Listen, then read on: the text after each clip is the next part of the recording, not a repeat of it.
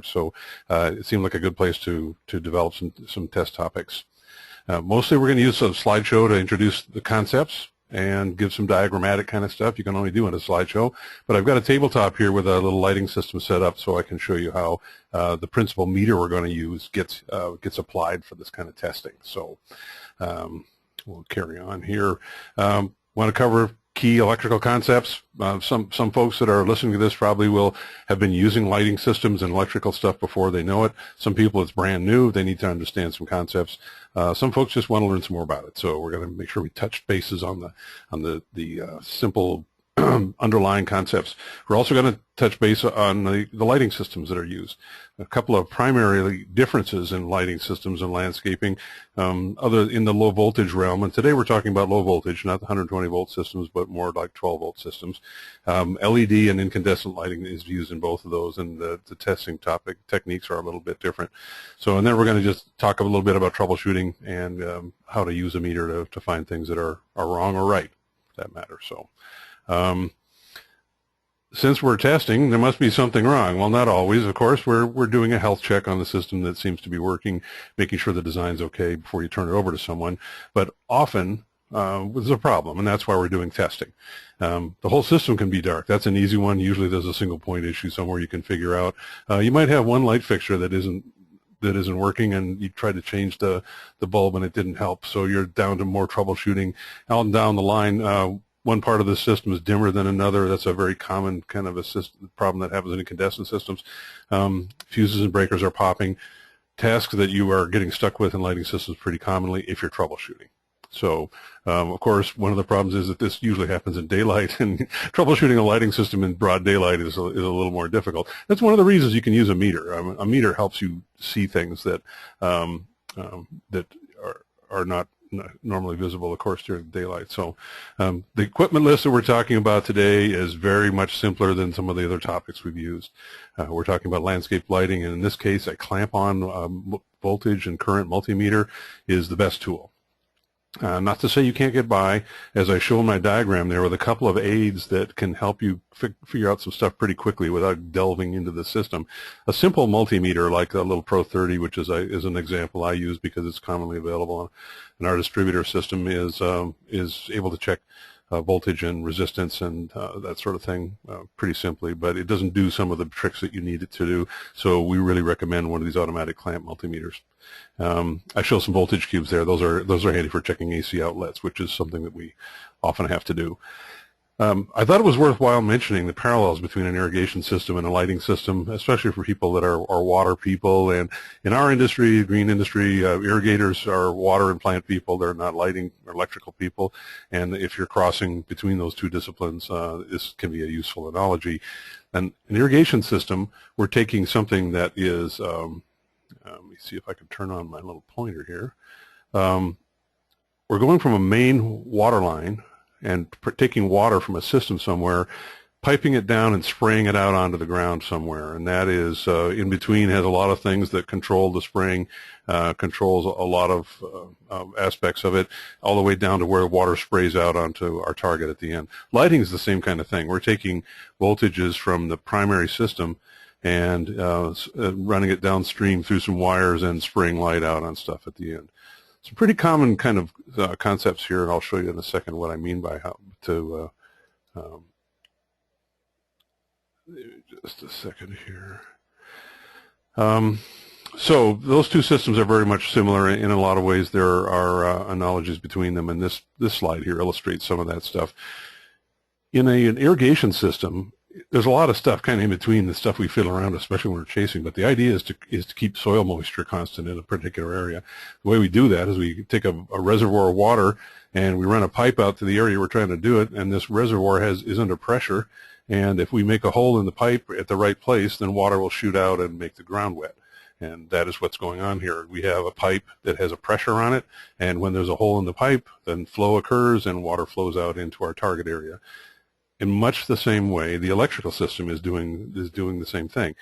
The reservoir is in watts electrical power, and we're running it to the field on a pair of wires instead of down a pipe, but it's pretty much the same thing. A voltage provides a pressure at one end of the wire, and if we make an opening, in this case an electrical load, down the wire, then current will flow.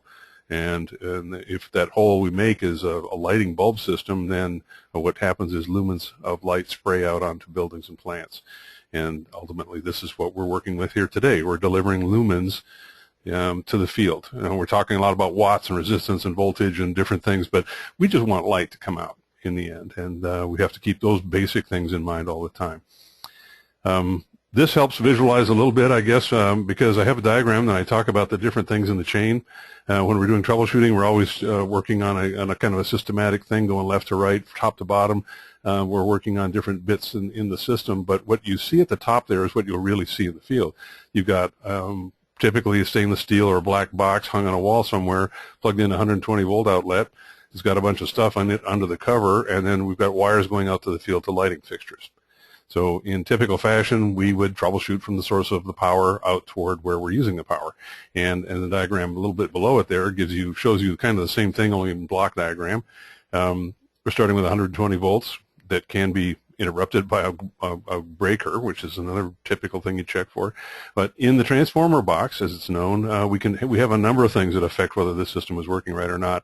It has a timer for obviously turning on the lights when you want them to come on. It has a photocell, so you can put it in automatic mode. If it gets dark, the lights come on. And then you have the main power stuff that's going on, including a circuit breaker or a fuse, depending on the system. And all these things are happening inside that box and are worthy of troubleshooting when you get down to it. Most of those things in the box can be checked by a Mark I eyeball. You make sure that the timer's plugged in, make sure that the photocell's working, and swap it out if it doesn't seem to be. And then we're into the field looking at the light fixtures and seeing what's going on out there. So just by way of illustration, here's an example of the difference between an LED and an incandescent lamp. There are kind of quite a few important differences here. One of them is that the incandescent lamps, which are the things that have been used in systems for outdoor lighting systems for a long time, are pretty hot. They consume a lot of power. They draw a lot of current on a wire. They take a fair amount of heavy wire in order to keep the light properly exposed and all the way along the chain. Now, the LED systems, which are becoming more popular, are more expensive, but they have some real benefits, and you'll see how that develops when we're doing some of the testing stuff here. They're more expensive to put in, but they consume so much less power that the wiring and cable in the system doesn't have to be as robust. And the kinds of problems that occur in incandescent systems because of the heavy current going to the bulbs, the bulbs at the end of the chain can be a little bit darker, and you can see that certain areas in your lighting system are not quite as bright as others. That's a real problem with the lighting system, and what people have been doing in many cases is replacing the incandescent fixtures with LED fixtures and getting some of the same lighting effects without any of the drawbacks. So there are some drawbacks to that, because most of the transformers people put in were made for the incandescent system, but it's not really a danger. It's something that is commonly done. This is kind of a geek diagram. It's because I'm a geek. I'm an electronics engineer, so I don't know as much about lighting and water and plants as you folks do. But this is one of the ways that I think about what's happening in a lighting system. From the left-hand side to the right, if we're going from the power source, the transformer, out toward the field, what happens is the voltage we're putting on the cable starts to drop as we get out there, and that voltage is the pressure. It's like the cable is a kind of a narrow pipe, and we make the pipe opening as large as we can economically, but the fact is that the pressure drops as you get out into the field toward the lighting system. And when you've got a bunch of holes in there like lamps that are putting out light, the drop in the pressure in the system is bigger and bigger the longer the run is. So that analogy works here. If you have a 12-volt system and you're putting 12 volts on a pair of wires and it's going out to the field, you can see in the diagram that little solid line in the middle there illustrates how the voltage drops as you get out, and the yellow bar shows the incandescent operating range. If you have an incandescent lighting system, you have to keep the voltages in that range of, say, 10.8 to 12 volts, or the bulbs don't work right. So you have to, as you go out into the field, make sure the voltage stays up high enough, and you can do that by making the wire heavier, putting fewer lamps on it, by splitting the system into two different tap drops, that kind of thing. So I won't go into this very much right now, but it is a way of illustrating how the transformer can be overloaded, how the wire can be overloaded, and how you fix it. So we're delivering voltage at the end of a wire. An important concept you'll hear, and there are some really pretty good I think, kind of lighting tutorials and things out there on the YouTube, and I have an example of one later on that Unique Lighting put out that I went to that I kind of like. But what you'll find is a lot of these tutorials talk about the Ohm's Law. And Ohm's Law is the fundamental electrical relationship law that is used in these systems. Typically, what you mean here is, with one example, is voltage is equal to the current times the resistance. But what does that mean in real terms? That means that a fixture that's drawing 3 amperes of current down 100 feet of number 12 gauge wire is going to lose a volt in pressure from one end to the other by the time it gets down there. And that's what Ohm's Law means there. And you can, there's a little table and calculation thing you can do. Pick the wire, 12 gauge, 2 conductor wire from so-and-so, and this is a 35 watt fixture I've got from Unique or someone, and so how much voltage drop is there going to be? Is it going to be okay? Ohm's Law. Second version of Ohm's Law, right below it, it shows that the power is equal to the current times the voltage. So more voltage, more current, more power. In this case, you could say, well, I've got a transformer that's rated at 300 watts, and it can put out, excuse me a second here. It can put out, it's rated at 300 watts. And the D rate on these things typically is, they say 80% of the transformer's capability is all you should really try to use. So in this example here, this P equals I times V, 300 watt transformer can supply about 20 amps at 12 volts with a little bit of margin. So don't plan on putting more than 20 amps worth of bulbs out on the end of the string there and actually have the transformer work without sagging. Once you start to load it up with lights, not only, even if you have the wire done properly, you'll have the voltage sagging, and then you'll have dimness in the system. So one of the ways that people deal with this, and I mentioned this partly because when I showed the equipment list earlier, we're just talking about a meter. You may sometimes need to have a locator. A wire locator is a very useful thing in almost any outdoor buried system, especially. You can't see what's going on, even in lighting systems that are very commonly not very deep. They're right along the edge of a sidewalk. They're jammed down with a, with a sod shovel or something like that. You still have to spot them, and one of the reasons you might have to track them out is not just to know where they go, but whether they're organized differently. In order to deal with these lighting problems with current and voltage distribution, that sort of thing, sometimes they're laid out in a way that causes them to tee off some of the lights so that they're not as far from the transformer electrically, to split into multiple loads, to put in hubs. Hubs are a popular deal. From the transformer, you run one big fat wire out to a distribution hub and then run smaller wires to the individual lights. Another popular method. But you kind of have to know it's organized like that when you start going into the field and troubleshooting and trying to figure out where things are connected. And this is the end result. I like this picture. One of the things that is good about irrigation is when you see these beautiful turf situations with hedges and palm trees, and that's the end result. You're just putting some moisture in the ground, and what happens? You get this beautiful green stuff. Same thing with lighting. You put some lumens, spray some lumens on buildings and plants, and it looks great. So, even if you're having some trouble getting this stuff in, remember what it looks like in the end. And it only looks this way in the dark, by the way, so that's another one of our challenges. Equipment list, I showed there's some other things you can use, but really you're down to having a clamp meter if you're going to be working with lighting systems. And best, if you're working with LED systems, as you'll see, we need to have a true RMS clamp meter. The clamp meter allows us to measure currents and without disrupting any of the circuit very easily. This is what you'll see anyway when you're down there troubleshooting. This is the source of our power and probably where we always start our troubleshooting. This is a transformer unit for a lighting system. Pretty kind of a simple one, actually, not a very big one. And but it has the bits and pieces that we're talking about here. It's got behind that metal panel in that side, that stainless steel box, is a transformer that steps down the line voltage 10 to 1. It takes 120 volts from the wall outlet, converts it to 12 volts, or approximately 12 volts, and puts it out on a little terminal strip on the back. And that's where you connect the wiring that goes to the field. But in between are timers and photocells commonly. You can have one of these systems that doesn't have, the timer isn't inside the box, or you have different, maybe you don't use a light and dark kind of a photocell, but those things are plugged into the face of this example here, which is kind of common.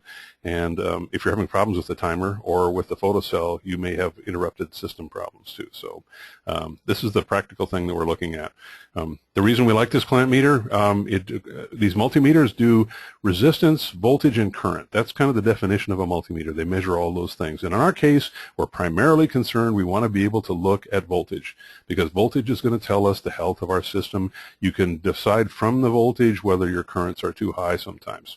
It's good to be able to measure the currents, though, because you can clamp on, you can check the total current, check whether you're overrated the system. So if you're popping fuses, for example, very good way of troubleshooting where the current's going that's causing the problem. So you can measure resistance with these things, but for today, for lighting, resistance is only particularly useful in checking an incandescent bulb or a fuse. LEDs can't be tested with a meter like this. So I'll illustrate that in just a second. Here's the deal. When we're doing some troubleshooting, here's my diagram again. We're moving from power source out toward the field, checking that the main power is okay, checking all the stuff in between, and making sure that the current in the cable is up to snuff, not too high, not too low. If you've got a dead fixture or an interruption in the cable, you can find out where it is by clamping over the cable and deciding where the current is stopped or where it's excessive. And all the way out at the end, we check the voltage on the fixture, and I'll show you in a second what we mean by that. So 1, 2, 3, 4, 5. Check out the source, 120 volts. Make sure the timer and stuff in the box is all right. The voltage is coming out of the box. Make sure that the current in the wire isn't way over or way under what you expect it to be. And then go all the way to the end of the cable and make sure it's still 11 volts at the end of the cable. If it's not, you might be having some problems. So what I want to do just quickly here is it's going to take me just a second to switch over. I've got a table set up with some lighting things on here, and it's always good to see the physical things instead of looking at slides all day. It's my feeling. So let me switch over on my camera to my table. It'll take just a second to come up.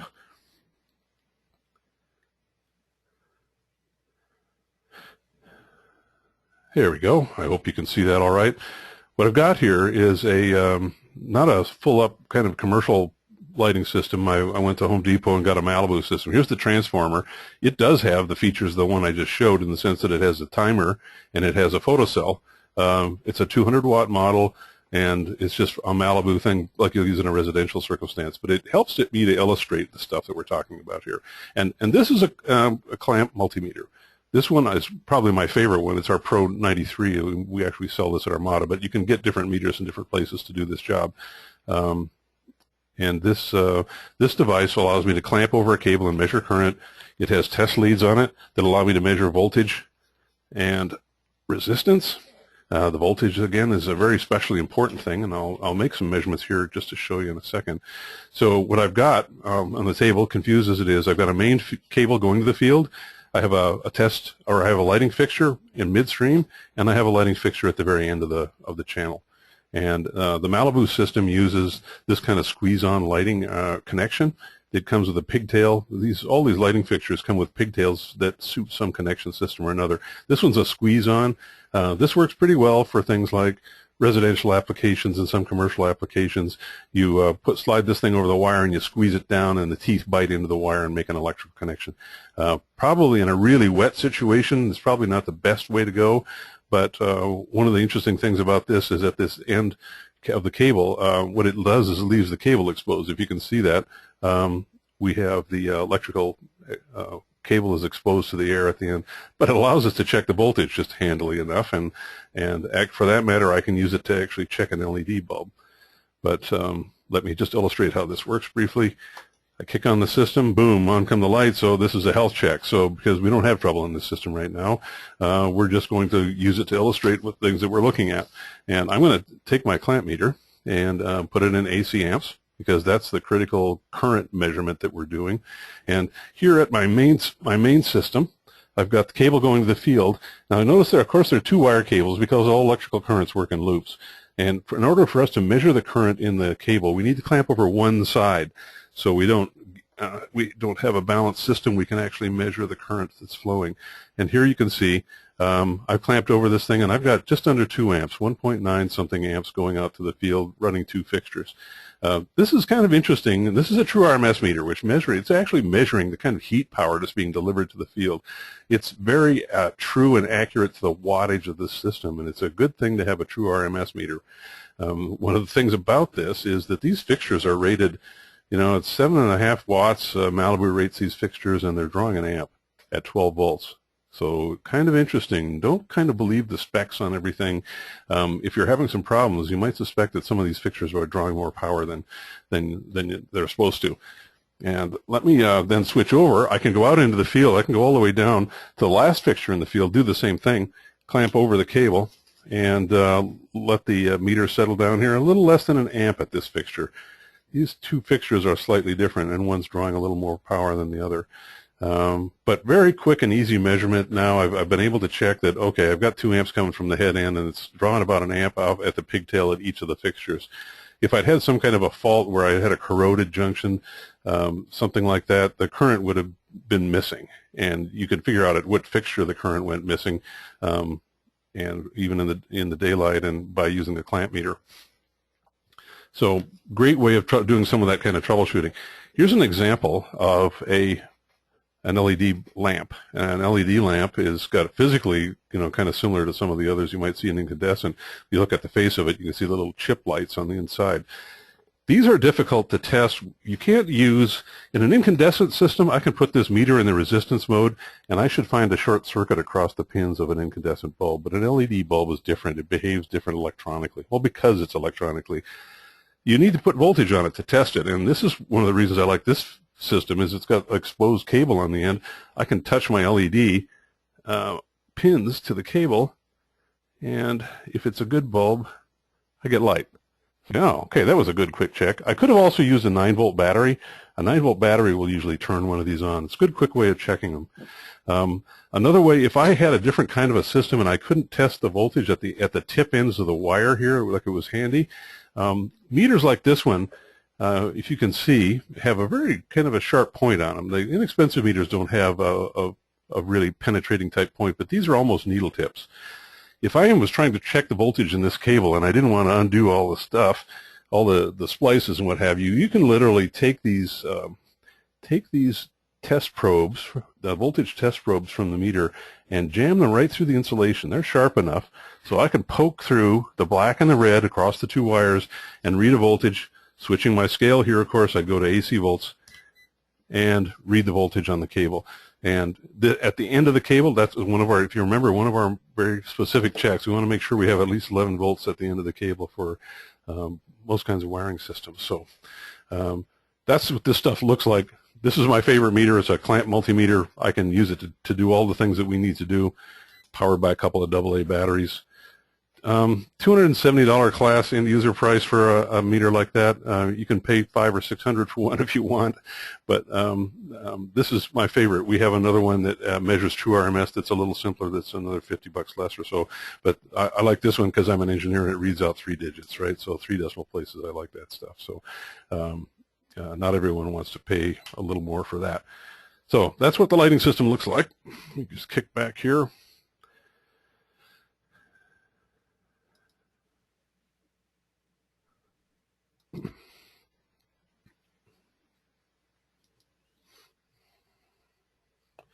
So that is a simple tabletop kind of an illustration of how the clamp meter works and the things you can do with it using a Malibu, which is not, most lighting folks go, oh, don't use Malibu, but it works great. I got a good system from Home Depot for not too much money. So I think it illustrates our points pretty well. Again, clamp multimeter. Voltage and current are important in this measurement, and we can clamp on and measure the current without opening any wires. I can take my sharp little probes and go around, stab at the wires looking for voltages, and figure out what's good and bad in my system. I can check resistance. That's not so important. You can see when I want to check an LED bulb, I need to put voltage on it to check it. Repeating a tip here, if you're going to measure voltage in these systems, make sure you measure current. Clamp over one of the 2 wires, not over both wires. And use a true RMS meter. A true RMS meter like this is the simpler one that I show here. It happens to be an Armada Pro 91. It's a true RMS clamp meter. It's a computing meter. It sits there. The currents and voltages in an LED lighting system are not consistent and are not smooth enough for regular meters.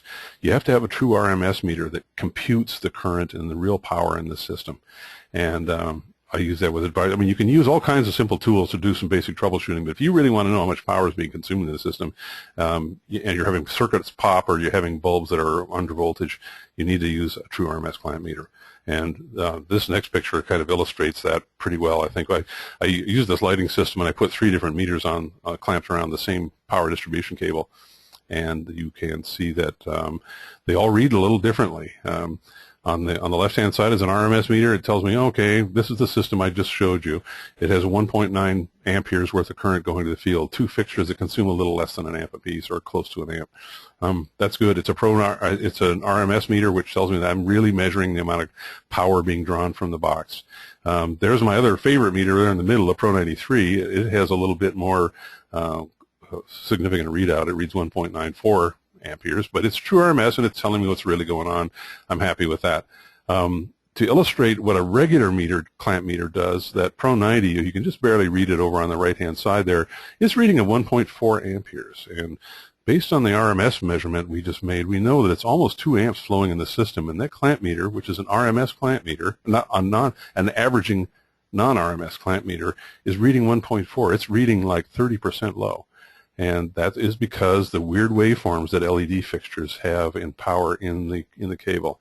So understand, if you have one of these meters and you're going to use it, you need to figure out it's reading about 30% low if you're really trying to figure out what power is being consumed there. So anyway, in the interest of keeping us within the half an hour, appreciate your joining us. I hope you join us in the future for another one of our sessions. Here's some resources I'll just touch on. There's YouTube, as I said, has got lots of lighting, troubleshooting, and other demonstration videos. Brian Quall from Unique Lighting, I went to one of his landscape architects presentations on troubleshooting, and there's the YouTube address there for the one, but you could also search for him on when you get to the YouTube channel. For that matter, when you get to YouTube, you can search for our channel, armadatech.com, or Armadatech, youtube.com/user/Armadatech. We have over 20 videos there, including recordings of these Friday sessions that we do. So if you missed one and you want to see it again, or someone else missed it, or they care about lighting, or they care about ground faults, you can go back and see one of my Friday presentations. So another place for application info, our WordPress.com site, Armada update at wordpress.com. A list of all our seminars, application notes, diagrams, downloadable stuff. We're also at armadatech.com on the web, www.armadatech.com, and we have data sheets and other product information available there. And I am Jim Carefoot. I can be contacted at jcarefoot@armadatech.com. And one final note here. Well, I'm switching over. Next week's session is going to be discussing ground fault. Well, it's, excuse me a second here, this thing just switched over. I want to reiterate that we have this session again next week, and it will be covering next week. We'll be returning to ground fault location, how to find a ground fault using an A-frame or a ground fault locator. And the week beyond that, we'll be talking about more advanced locator features using connectionless modes to do wire tracking and troubleshooting. So that can be of interest, using clamps and antenna broadcast systems that are built into the locators to track wires without having to expose the wires or the connections. So with that, I thank you for attending today, and we hope to see you at a future session.